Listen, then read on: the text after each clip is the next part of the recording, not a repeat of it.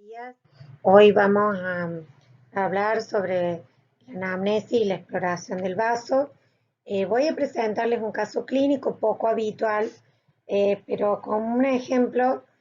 para que podamos discutir la importancia de la anamnesis y el examen del vaso.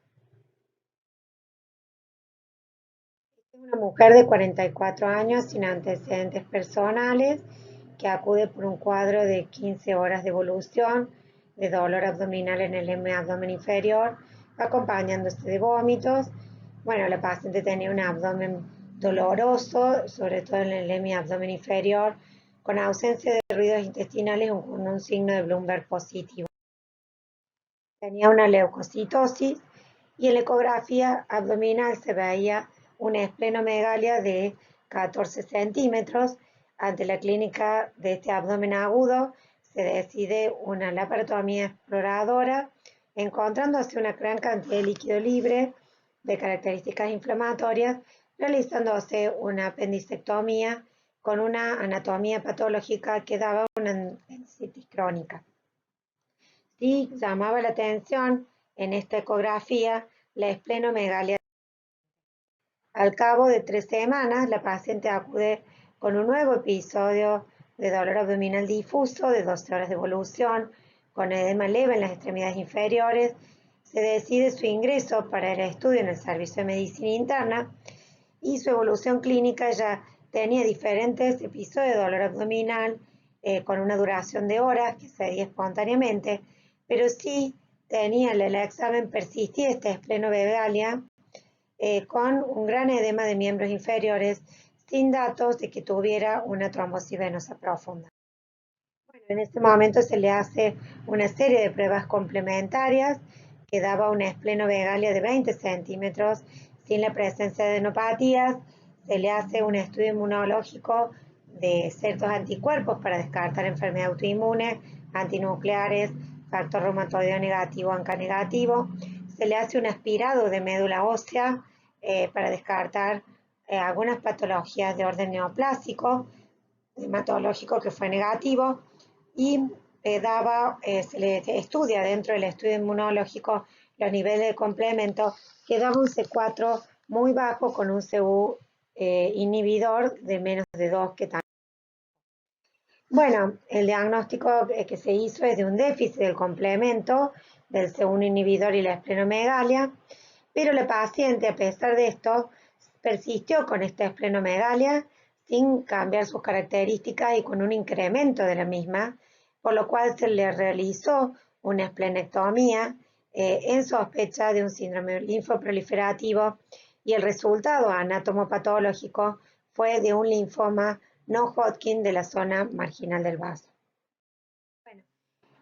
una cosa para mencionarles nomás que esto es una cosa de muy poco frecuente, pero sí que el déficit de complemento de C1 inhibidor hay dos formas y que la forma adquirida afecta a jóvenes o adultos con disminución de los niveles de C1Q, hay otra forma hereditaria, pero esto que es importante se asocia a la presencia de enfermedades autoinmunes, pero también y fundamentalmente es una causa más frecuente de asociación con síndromes linfoproliferativos y también se lo he descrito en el HIV y en el mieloma múltiple. Esto es importante porque acá tenemos un cuadro de un paciente que tiene una esplenomegalia persistente y esto es lo que vamos a ver ahora o discutir cómo sería el enfoque de un paciente que encontramos que tiene una esplenomegalia y cuál sería.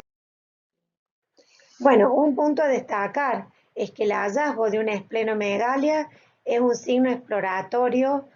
de alerta, o sea, nos está dando una bandera roja que algo no bueno está pasando y que obliga a descartar patologías potencialmente graves. Se define como un aumento del vaso a un aumento del vaso palpable o verificado por pruebas de imágenes que pueda tener alteraciones funcionales que pueden ser tanto hiperesplenismo o hiperesplenismo, que lo vamos a ver ahora. Y otro punto importante es la valoración con esplenomegalia debe implicar, cuando nosotros vemos el hallazgo de una esplenomegalia, una exploración física minuciosa y una anamnesis muy exhaustiva para poder interpretarla dentro del contexto clínico del paciente. Y es importante tener en cuenta que las causas del crecimiento patológico del órgano del vaso abarca un amplio abanico de enfermedades que van desde enfermedades hematológicas, neoplásicas, infecciosas, congestivas, inflamatorias y por depósito. Cuando uno analiza las causas de esplenomegalia en función del mecanismo fisiopatológico, uno puede tener que hay una esplenomegalia que esté por aumento de demanda de la función, que eso lo podemos tener en la hiperplasia del sistema retículo endotelial, por eliminación de eritrocitos anómalos, como es lo que pasa en algunas alteraciones hereditarias de los glóbulos rojos, como la esferocitosis o la anemia drepanocítica, o en pacientes o en la hiperplasia inmunitaria, que esto se da en respuesta a esta esplenomegalia a la infección, como clásicamente en los virus del Epstein-Barr, del HIV, de la hepatitis vírica o del citomegalovirus, también secundaria a infecciones como la endocarditis, la sepsis, infecciones por salmonela, por brucela, por tuberculosis o por sífilis, por algunos hongos como listoplasmosis o algunos parásitos como ustedes habrán visto en parasitología como en el paludismo, la leishmaniasis o la trypanosomiasis. También en trastornos de la regulación inmune, como por ejemplo en algunas patologías autoinmunes como en la artritis reumatoide, que no es frecuente, pero en un síndrome que se llama FELTI, en el lupus eritematoso sistémico, sobre todo cuando esto va asociado a anemia hemolítica, en la sarcoidosis, en las anemias hemolíticas autoinmunes y también secundaria fármacos. Y también por este mecanismo de aumento de la demanda de la función esplénica en pacientes que tengan hematopoiesis extramedular como una infiltración o lesión medular. Pero también tenemos la esplenomegalia por alteración del flujo sanguíneo esplenoportal, que esto se va a dar en la cirrosis, en la hipertensión portal no cirrótica, en alteraciones vasculares con eje esplenoportal y en algunas parasitosis como la esquistosomiasis o la equinococosis. Y también tenemos las que se producen por infiltración del vaso, ya sea por depósitos intracelulares o extracelulares, como son la enfermedad de Gaucher o de Nielenpick o la amiloidosis, o en infiltraciones celulares benignas y malignas, como son las leucemias, los linfomas y los síndromes mieloproliferativos. Bueno, las causas más frecuentes de esplenomegalia en la atención primaria, que esto es muy importante, que es lo que vamos a ver en nuestra práctica clínica, es por hipertensión portal, ya sea secundaria, la hipertensión portal secundaria fundamentalmente a hepatopatías crónicas, secundaria a cirrosis, sobre todo etílica o vírica, y también a la hipertensión portal no cirrótica. También otra de las causas más frecuentes son las infecciosas, una es la patología viral como la mononucleosis infecciosas y también otras infecciones como ya hemos mencionado, y después las enfermedades hematológicas malignas como son las linfomas o las leucemias o también benignas, o las poco frecuentes que dentro de esto estarían las autoinmunes, como ya mencionamos el lupus, el síndrome de Feltin, la artritis reumatoide o la anemia hemolítica primaria autoinmune, las enfermedades por depósitos, las neoplasias primarias del vaso, que es los abscesos esplénicos, o las traumáticas como los hematomas, que esto es muy importante tener en cuenta, como ya vamos a ver, si el paciente no ha tenido un antecedente de un traumatismo que haya pasado desapercibido, o los vasculares, como pueden ser menos frecuentemente los infartos o trombosis de la arteria o la vena esplénica. Bueno, ¿qué yo tengo que iniciar en el estudio de una esplenomegalia? Fundamentalmente la anamnesis exhaustiva debe empezar por los síntomas que produce el crecimiento del vaso, como es el dolor en el hipocondrio izquierdo, la saciedad precoz y los signos derivados del hiperesplanismo, la anemia, la leucopenia, la trombopenia, que debe recoger la presencia de síntomas generales como fiebre, sudoración, pérdida de peso, adenopatías, artromialgia o síndrome constitucional. Es muy importante acá porque el hiperesplenismo puede producir anemia, el paciente puede tener cansancio, astenia, podemos buscar palidez. La leucopenia puede darnos la predisposición a hacer infecciones y la trombocitopenia, la presencia de petequias, sobre todo, y síntomas de sangrado, como puede ser epistaxis, gingigorragia o algún otro signo de hemorragia. Es muy importante en la anamnesis conocer los antecedentes familiares y personales, con especial atención a los ámbitos tóxicos y los factores de riesgo para enfermedades infecciosas y vasculares. Es importante preguntar siempre por antecedentes traumáticos, especialmente ante una esplenomegalia aislada y dolorosa o que el paciente se presente con inestabilidad hemodinámica, que hay veces sobre todo en personas grandes o también en pacientes deportistas, esto pasa desapercibido en pacientes que hacen deporte de alto impacto, y la actitud inicial está determinada fundamentalmente por la velocidad de instauración de la esplenomegalia, la gravedad, la clínica acompañante y la sospecha diagnóstica. Y en este punto es importante si el paciente tiene inestabilidad hemodinámica, como dijimos, hipotensión, taquicardia, que nos haga pensar en un sangrado, o como dijimos, toda la anamnesis que es fundamental para orientarnos hacia la etiología. La exploración física debe ser también completa y minuciosa. Es importante tomar, como dijimos, los signos vitales, la frecuencia cardíaca, la tensión arterial, la fiebre, si esto va acompañado de un síndrome febril, la presencia de adenopatías, si esas adenopatías son móviles o dolorosas, o si esas adenopatías